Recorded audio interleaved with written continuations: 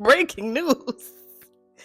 The people them have gone from bad to worse. Cause what do you mean you're washing your panty in a coffee maker?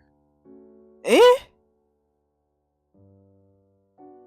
With the time it took her to make the video and upload it, she could have washed her one panty with her two hand in the shower.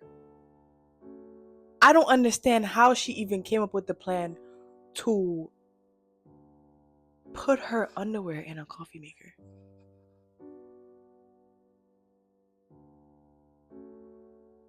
And now I'm curious, how many coffee makers around the world has she been doing this to?